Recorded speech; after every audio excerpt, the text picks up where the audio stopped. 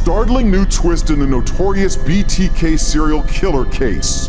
Cops say BTK is now the prime suspect in the previously unsolved disappearance of a cheerleader. 16-year-old Cynthia Kinney, a high school junior, was last seen in 1976.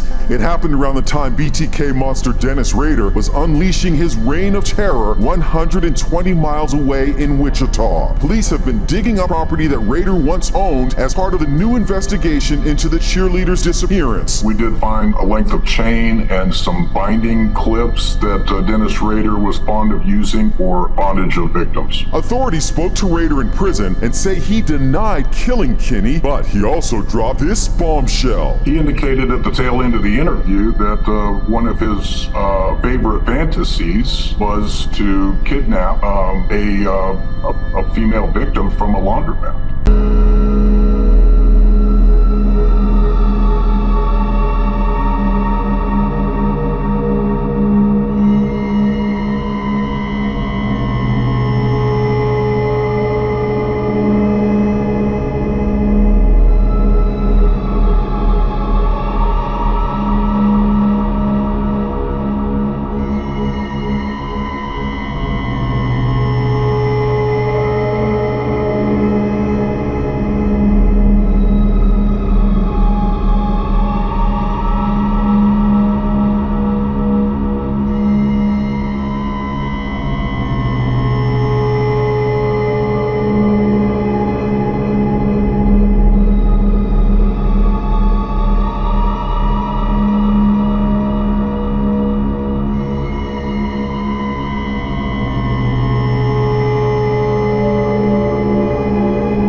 You've read the book? Yes, I read the book. My dad sent it to me about last week, and spent all night reading it. I was up all night reading it. It was quite a surprise to me, some parts of it. Very interesting. In what sense? Just some of the things that were revealed caught me off guard, and just some very big surprises in it for me. But I enjoyed reading it. What was it that caught you off guard? Some of his insights into what he thought of me as I was growing up. Very big surprise, some parts of it. Very revealing. Don't look at me as an innocent babe of the woods. No, it never was. The end of the line for Mark Chopper Reed, the self-confessed hitman dying of liver cancer in a Melbourne hospital at the age of 58. Obituaries in the Australian press and on TV said he'd never been convicted of murder, despite claiming to have killed 19 men. It was the world that I was in, and they were in the same world, and I got in first. Chopper had a hard childhood and was in state care by the time he was a teenager, turning to a life of crime, initially stealing from drug dealers and eventually specialising in collecting the outstanding debts of other criminals. He was acquitted of shooting and killing a man outside a nightclub in 1987 on the grounds of self-defence. Tough man to the end, he was said to have refused a liver transplant after contracting hepatitis C in prison, saying he didn't deserve it. Married twice, he's survived by his wife, Margaret, and 2 sons. Story of a gruesome discovery in a neighborhood near I-17 in Camelback, an 80-year-old man's body found in his home dismembered. A Phoenix neighborhood turned into a crime scene. Police finding a man dismembered and his body decomposing at his home near 30th and Campbell Avenues. Neighbors identifying the victim as 80-year-old Kenneth Peterson. Police making the discovery after Kenneth's family requested a welfare check. Court records say on November 1st, officers went to his home. Inside, they were met with a strong foul odor and later found his decomposing body in a trash bag. They also found severed body parts in a pile of blankets in a laundry basket and in a stacked layer of linen. Blood could be seen on the ceiling, walls, and furniture. In April, documents show that Gonzalez allowed Thomas Wallace to move into the victim's home. Police found Gonzalez and Wallace at a motel a week later and arrested them. During questioning, she told detectives Wallace inferred that he killed the victim. Thomas Wallace is facing multiple charges, including second-degree murder. The jury's reached a verdict. Can we bring the jury in, please?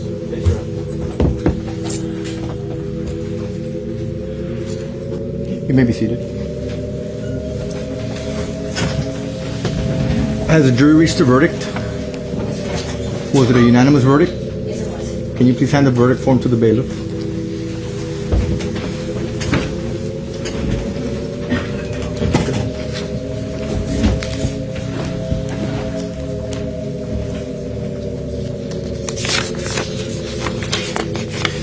Can the defendant please stand?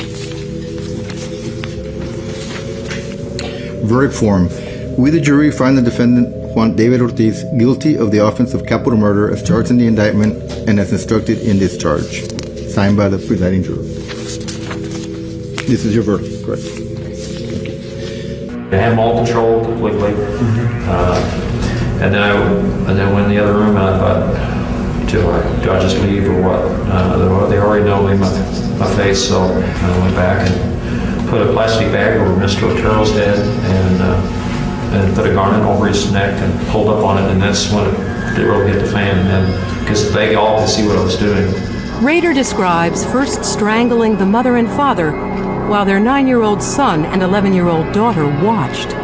Although he is describing acts of unspeakable cruelty, his voice is utterly devoid of emotion, which makes listening to it that much harder. Kids were watching this? Yes, they were watching it. They were screaming and hollering. Did you want to move them from the scene at all? No. Nothing. I had to get in control. It was really noisy. They were screaming and the noise was bothering you? Yeah, the noise was bothering me. And I knew the mailman would be out there or somebody would be walking by, so I had to control her. There was the atmosphere of a public hanging as hundreds of singing, chanting death penalty supporters gathered at the Florida State Prison, demanding the execution of serial killer Ted Bundy be carried out. I want him to pay for what he did. He deserves it. It's been a long time. And when the official witnesses came out of the prison, signaling the death of Bundy, there were cheers. Authorities said that Bundy spent the night weeping and praying. Then at 7 a.m., he was moved to the electric chair. When he was brought in, he seemed to be being carried, not able to go under his own power. His last words was just give my love to my family and to my friends. He did not go out kicking and screaming. He went out very calmly. Bundy's execution brought out strong feelings for those who have been involved in the trail of murders. It's going to mean that we won't have to hear Ted Bundy's name anymore. There's no sadness with regard to seeing Ted Bundy leave this world. A horrific murder. The 15-year-old accused of decapitating his classmate caught after allegedly confessing to a friend. Allegations filed by the Lawrence Police Department of a murder charge. On Monday, the victim's 15-year-old classmate, Matthew Borges, appeared in court on charges he murdered and decapitated the Lawrence High School sophomore. Police reports state Borges told a witness he did something bad and that he stabbed a kid and cut his head off. On November 18th, Borges told police he and Valoria Paulino walked to the Merrimack River to smoke marijuana. The two captured on surveillance cameras leaving the victim's house. That was the last time the teen was seen alive. His mutilated body discovered 2 weeks later. I believe there might be a dead person on the beach. Police say this call to 911 dispatch is from a man reporting a dead body found at Ocean Beach in San Francisco. The first homicide committed January 27, 1974 by a serial killer that preyed on gay men. Police cold case investigators say the 911 caller is a person of interest. And over the next 17 months, 5 other men were killed, most the same way, stabbed multiple times at this beach and elsewhere. A new updated sketch was released and the reward has been increased to $250,000 for information leading to the killer. Investigators say they are looking for people who called police after the original sketch was released. From Hollywood, the dating capital of the world, it's The Dating Game. Well, let's see. Bachelor number 1 is a successful photographer who got his start when his father found him in the dark room at the age of 13, fully developed. Between takes, he might find him skydiving or motorcycling. Please welcome Rodney Alcala. Rod, welcome. Would you say hello to Cheryl, please? We're going to have a great time together, Cheryl. Okay, and here we go. Bachelor number 1. Yes? What's your best time? The best time is at night, nighttime. Why do you say that? Because that's the only time there is. The only time? What's wrong with morning, afternoon? Well, they're okay, but nighttime's when it really gets good. Come on, over here.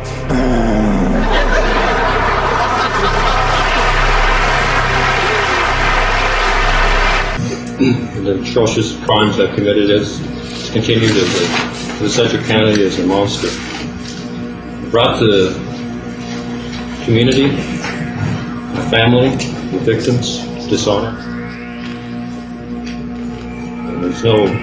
And it's all self-centered, as what you could call, I would call a sexual predator. Today is my final judgment. For me, the last couple of days in court, presented by the state, their PowerPoint presentation was very powerful.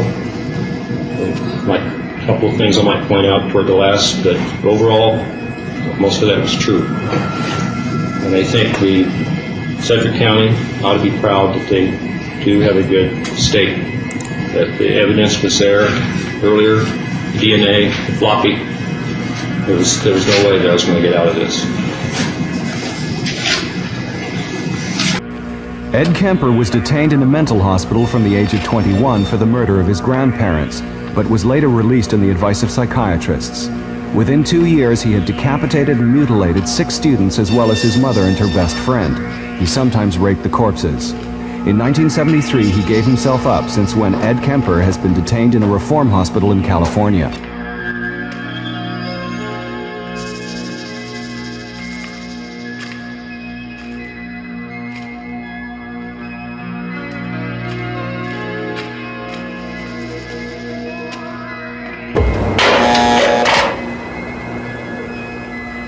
Vacaville Prison near San Francisco is the largest prison in the West, with around 10,000 inmates. Ed Kemper teaches computer science here and takes part in a program recording literature for the blind, all of which will help him earn early remission.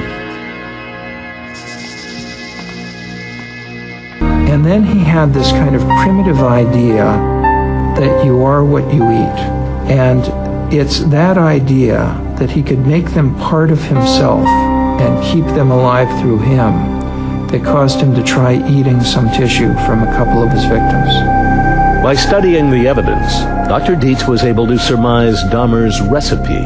The only food in his apartment was a sack of potatoes and some onions under the sink. So I figured if he had recently eaten any human tissue, it would have been with onions and potatoes, and it was. Reports surfaced tying Ramirez to Satanism, and in an earlier court appearance, he shouted, "Hail Satan!" Hail Satan!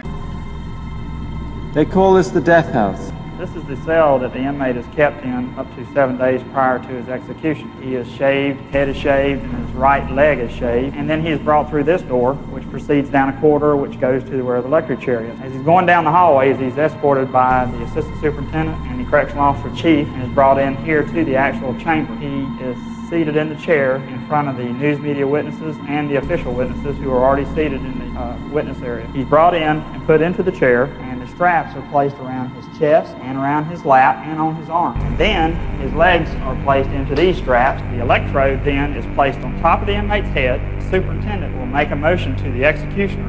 The executioner will throw a switch. Tendencies of the inmate when the voltage hits him to tense up. And that's the only motion that you see out of the inmate. It's just a tensing of the muscles. Come over and examine the body to see that if the inmate is in fact dead. Able to hurt somebody at any given time with no remorse.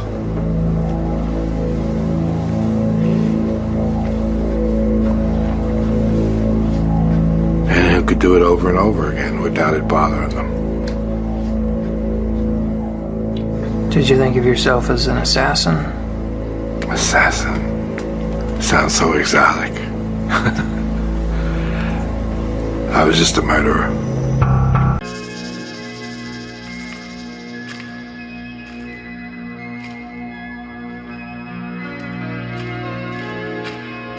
I think it was around age 14 or 15. Started having obsessive thoughts of violence intermingled with sex. And it just got worse and worse. I didn't know how to tell anyone about it, so I didn't. I just kept it all inside. Aggression, and I couldn't take it on my mom. I had to take it on my animals and How many the animals kids. did you kill? I killed a lot of birds. One cat, suffocated in his chest, and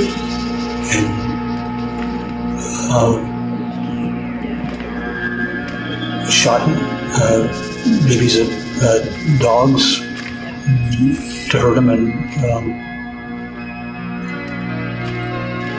threw rocks at my brother. About that time, I think I was getting out of that till.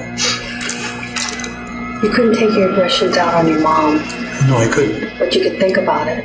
I could think about it, and What'd you think? I thought about hurting her. She shut up and leave me alone. Dahmer sketched out a dream of his for Dr. Dietz, an altar he wished to build festooned with human skulls. He really loved the power that Darth Vader had to intimidate and influence those around him. And he had it in his head that if he could use a particular table he had as an altar and get 10 skulls and 2 full skeletons and the right candles and lighting and a chair like the one Darth Vader had in Star Wars, he'd have a sense of confidence and power that would make him able to attract men. March the 1st, 2000, in the tiny village of Aberdeen, New South Wales. John Price wasn't so much murdered as butchered by his partner, abattoir worker Catherine Knight, Australia's most notorious psychopath. She cut parts of his body off and cooked them with vegetables to serve to his children, plated them up, stabbed photos of his children. She also fed parts of his body to the dog. Catherine actually enjoyed what she did that night. When Pricey fell asleep, Knight attacked, viciously, ferociously, stabbing him at least 37 times. She coldly and calculatedly skinned this man very, very carefully. In fact, it was so precise that upon autopsy they were able to re-put the skin back onto his body. She cut his head off and boiled it. She cut parts of his body off and cooked them with vegetables to serve to his children. Catherine Knight pleaded guilty, never to be released. 17-year-old Marcus Walker has been sentenced to life in prison for the murder of Jermaine Cools. The unarmed schoolboy was brutally attacked during a street brawl in West Croydon in November 2021. CCTV footage shows Jermaine here on the right fall to the ground. As he lies there defenseless, Walker pulls a machete out of his coat and stabs Jermaine 7 times. At the time of the killing, Walker, who was then 16, was already on bail for carrying a large knife. He had been caught in possession of a knife by police on 3 separate occasions before Jermaine's murder. Telling make him sit, but the boy didn't quiet his lips. Go all come back with jibs. I went home, me and bro got nicked. But no way can be like them. Last time he met me, he met me. A teenager was sentenced to life in prison for murdering his high school Spanish teacher with the possibility of parole after 35 years. Certainly a high school junior who formulates a plan, or high schooler who formulates a plan with his friend, and murders a Spanish teacher is a dangerous person to the community. Willard Miller and Jeremy Goodale pleaded guilty to the crime from 2021. They were 16 at the time. The motive, prosecutors allege, a bad grade. Her body was found hidden under a tarp, wheelbarrow, and railroad ties. Miller spoke at his sentencing. I'd like to take this opportunity to wholeheartedly accept responsibility for the role that I've played in the murder of William McGregor. I would like to apologize for my actions, first and foremost, to the family. I'm sincerely sorry for the distress that I've caused you and the devastation I've caused your family. From the bottom of my heart,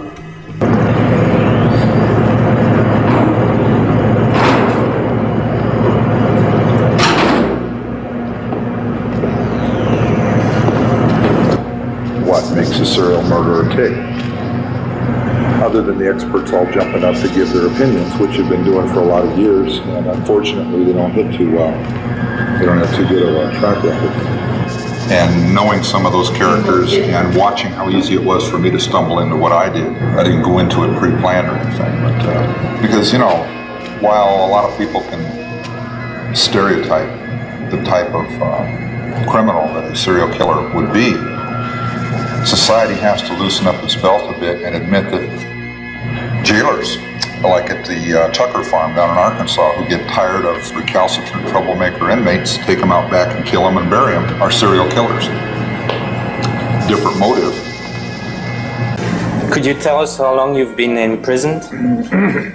Excuse me. This month is 18 years that I've actually been in prison. What were you convicted of? 8 counts of first-degree murder. What was your sentence? 7 years to life. CC, that's called concurrent. It means all the sentences run at the same time.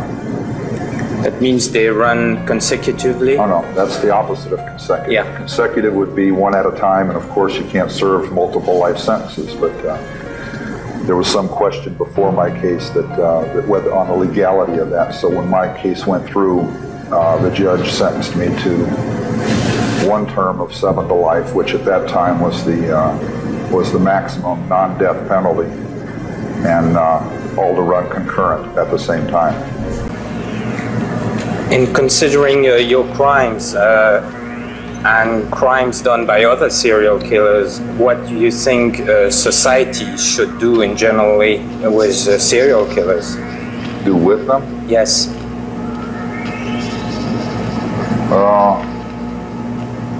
It's a difficult question to answer from my point of view because I'm obviously an involved subject.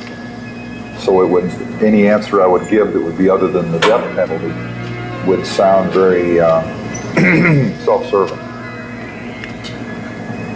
I look at people who on the surface don't have any redeeming qualities whatsoever. They don't do anything or say anything or behave in any way that would make your average person want to save their life, want to keep them alive, and feed them and house them and clothe them for decades.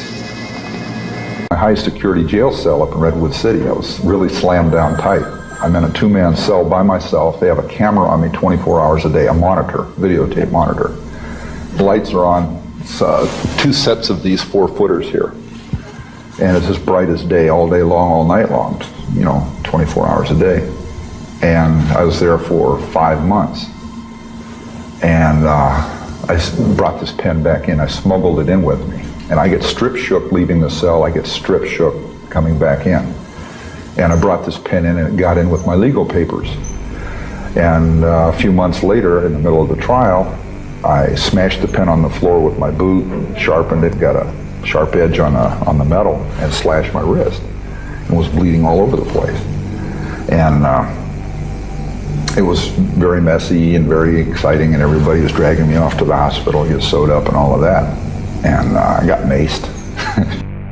When you went to your grandmother, you were 14, I think. Mm-hmm. Why did you feel you had to kill her? She decides she's going to raise me like she raised her 3 sons, and she's going to get rid of all this negative crap that my mother put on me. She's recognizing it as something my mother put on me, and I don't know that it wasn't. Some of it was. But a lot of it was my inability to deal with complex, critical, psychological situations. I could not deal with them. She never let me leave the property. And it started simmering, I guess. I started developing the fantasies toward her from my mother, killing her. And in the decapitation fantasies were even there. They were in place by then already. And what were those fantasies? What were they? Yes. Possessing the severed heads of women. You are about to enter the criminal mindscape of Joel Rifkin. When you were strangling them, were you looking at them? Some I were, some I wasn't, some I was holding down, some I was looking out the window. Some I was just staring off into space. He brutally strangles 17 women, dumping bodies and body parts all over the New York metropolitan area. Joel Rifkin has told police he's a serial killer. As time progressed, he was killing more women with greater frequency and still getting away with it. A reclusive loner, Rifkin's bloody trail goes unnoticed for 4 long years. And what was it about her? She had to die. There were nights later on where I'd be with 2 other girls and then a third girl, and she'd be the one I would kill. Killing was pretty much the only thing in his life that he ever did well. Rifkin is serving 203 years at the maximum security Clinton Correctional Facility in upstate New York.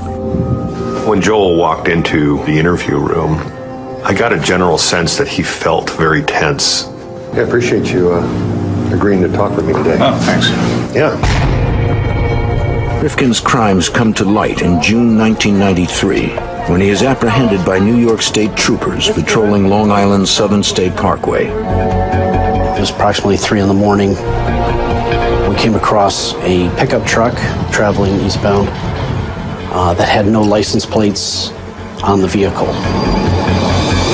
Rifkin is on his way to Republic Airport on Long Island to dump the body of his 17th victim, Tiffany Bresciani. Okay, so Joel, Bresciani, last murderer, she's decomposing. You've got her in the back of your truck. And where are you going? I intended to go out east and accidentally ended up exiting towards the city and drove past the trooper car. And then the Christmas tree lit up.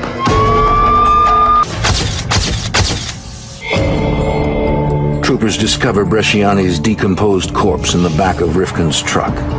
He is arrested and taken to state police barracks in Farmingdale. The team of investigators interviewing him is struck by Rifkin's calm demeanor.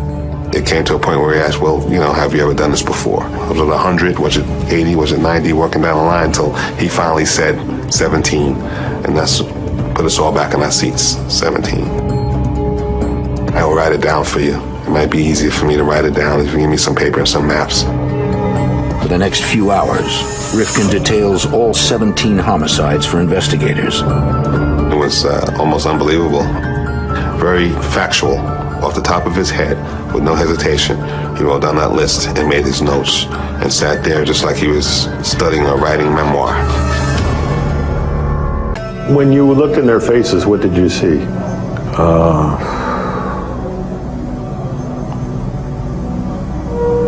Deer trapped in headlight look, just that stare. Did you like that look?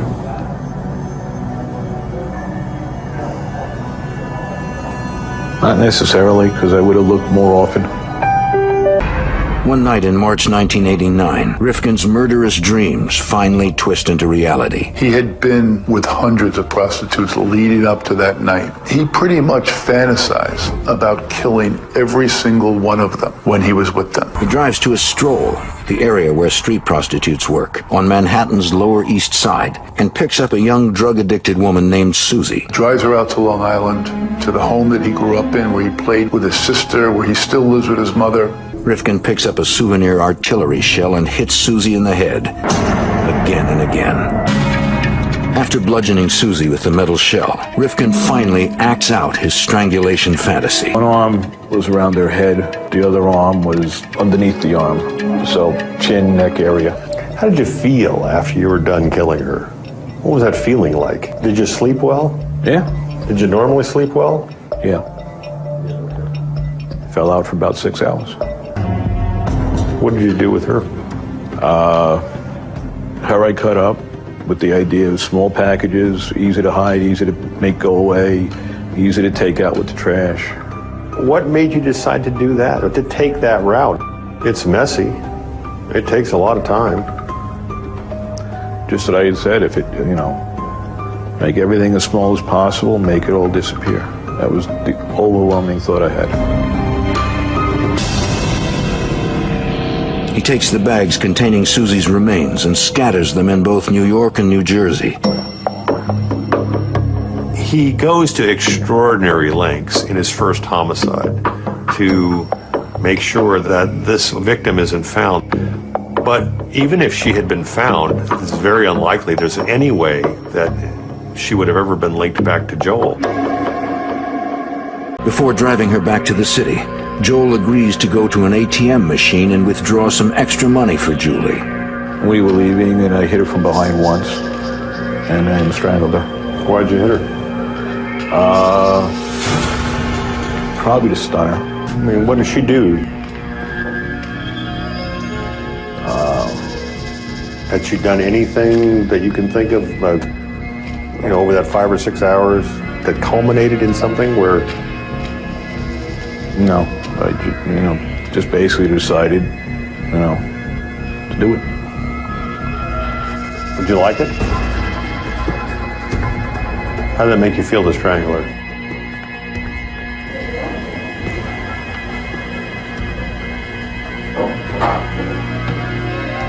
I wasn't really aware of liking it. It was more of, I wanted it done. The jury needs just 2.5 hours to reach a verdict. As to count 1, murder in the second degree, what is your verdict? Guilty. Rifkin is given the maximum sentence of 25 years to life. Over the next 19 months, Rifkin pleads guilty to the murders of 7 more women. I want you to know that I am sorry for what I have done to you and your daughters. What I have done can never be forgiven. But I ask you to believe me when I tell you that I will never understand the part of me that caused me to do these terrible things to your children. He is sentenced to a total of 203 years in prison. Mr. Rifkin, in case there is such a thing as reincarnation, I want to be sure that you spend your second life in prison also. Mr. Kuklinski, we're going to conduct a bat search here. Put your arms out.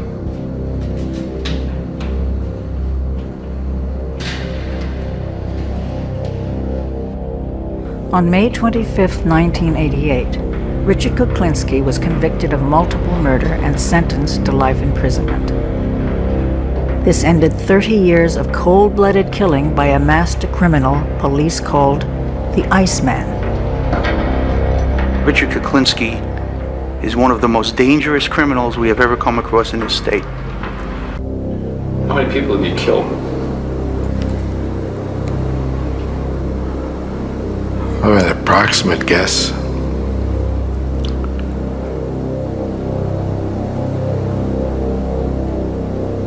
Approximate, we'll go with more than 100. How do you feel about killing? I don't. It doesn't bother me. It doesn't bother me at all. I don't have a feeling one way or the other. We were following this fella. We pulled up at a red light, came alongside of him, and shot the shotgun and took his head off. He never saw the green light. It was a sawed-off shotgun. It was very, as a matter of fact, when it happened, it surprised me. I expected the man to die, but it really surprised me when it took his head off. It was something I didn't expect. What is it to dispose of something? You throw it away. You throw it anywhere. It all depends if you don't want it found or if you want it found. If you want it found, it doesn't matter, you just leave it there. If you don't want it found, you could take it somewhere. You could bury it. You could put it in a big drum. You could put it in the trunk of a car and have it crushed.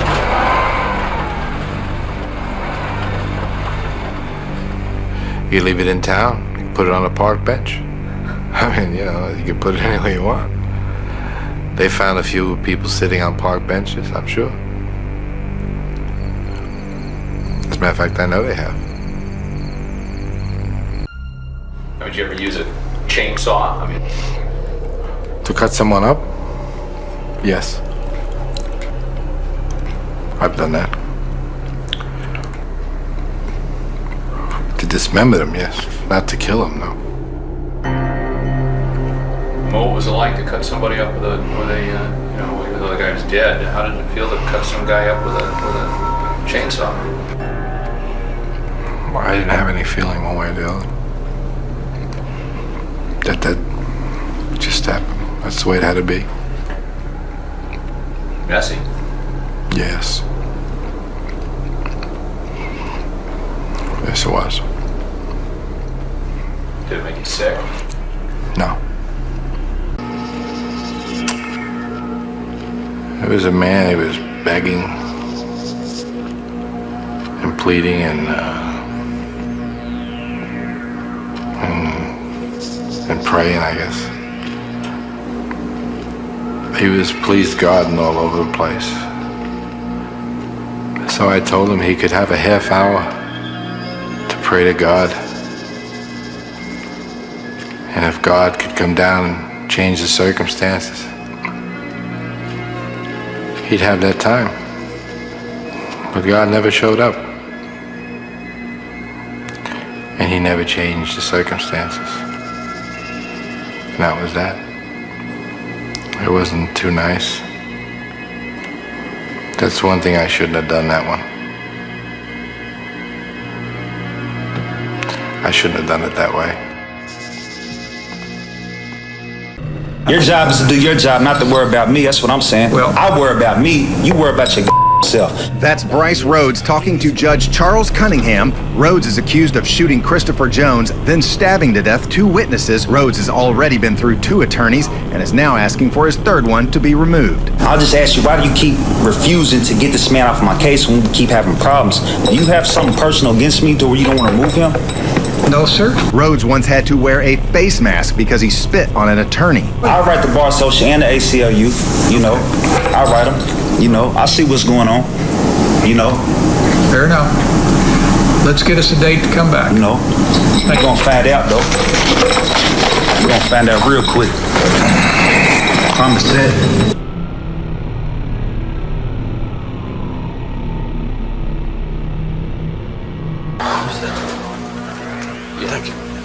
0605, I've got the vinyl.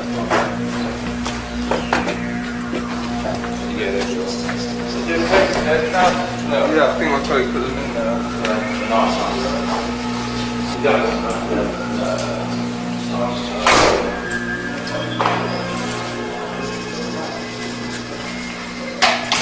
Okay, if you listen to what my colleague's going to say to you. Right, David, you're under arrest on suspicion of the murders of Wendy Nell and Caroline Pierce in 1987. Do you understand? You do not have to say anything, but it may harm your defence if you do not mention. Yes, and then it's got number 28, born, died, hasn't got a date, photo, born, died, no thing, photo, no bit. And number 48.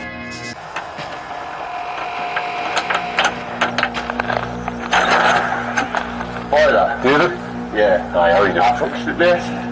No, I'm from the police. Come on board? Yeah. Cheers. Do us a favour and just knock the telly off for a second? Can you do us a favour and just knock the telly off just so you can hear what I'm saying? Thanks, yeah. David, I'm Terry. This is Marty. We're part of the team that's reinvestigating the murder of Nicky Anna. Yeah. Okay. Part of that investigation has lead us to suspect that you may have had some involvement in that, okay? So I'm arresting you on suspicion, okay, of that offence. You do not have to say anything, but it may harm your offence if you do not mention, when questioned, something which you later lie in court. Anything you do say may be given in evidence. Just leave your phone there for a moment. The search was conducted here at 376 Keene Lane. Indiana State Police say they took a van full of Larry Eiler's personal belongings, which will be inventoried and then sent to the State Police Lab to be analyzed. Police say they confiscated these items to help in the investigation of at least 3 unsolved gay-related murders in Indiana. Those murders are Steve Agan of Terre Haute, whose body was found in Vermilion County last December, John Roach, whose body was found in Putnam County, and Daniel McNevey, who was found in Hendricks County in May of 1982. The 31-year-old Eiler is currently being held in the Lake County, Illinois jail on a $1 million bond, charged in connection with the gay murder of a Chicago man. This court is fully aware of what this baby, who was not even 6 months old, endured. He endured abuse, multiple broken bones, and then on his last day, he sustained a fatal head injury. In March 2016, 5-month-old Noah Jones was killed by Leon Montgomery. Montgomery beat the baby, causing 13 broken ribs and a fractured skull. More than 2 years later, Montgomery appeared in court awaiting sentencing on manslaughter and criminal abuse charges. And I'm menaced the Commonwealth. Okay, you're in contempt again. You've already been held in You're in contempt again. What y'all doing here is wrong to people. And that'll be 6 months to serve when you finish serving in No, this 6 months. case. I got 30 years. Everybody here get. Control yourself. I'm going to remove you from the courtroom. After Montgomery was escorted out, his attorney attempted to get the contempt charge thrown out. I understand Mr. Montgomery is upset, and I would like to apologize for him. But the judge denied that request too, saying it wasn't his first time. Ramirez entered the courtroom wearing sunglasses and shackles. He's accused of 43 crimes, including 13 murders and multiple counts of rape, robbery, sodomy, and oral copulation. Ramirez was captured nearly 3.5 years ago by an angry group of citizens in East LA. He was caught trying to steal someone's car. Police say he had terrorized much of greater Los Angeles by entering homes through unlocked doors or windows. Authorities say he raped, robbed, and killed many of his victims. Most were in the San Gabriel Valley. Following his capture, reports surfaced tying Ramirez to Satanism. He once flashed a pentagram drawn on his hand, and in an earlier court appearance, he shouted, "Hail Satan!" Hail Satan! Today, nearly 3.5 years later, the trial of Richard Ramirez is finally underway. The long delay was the result of changing lawyers, trying to get the trial moved to another city,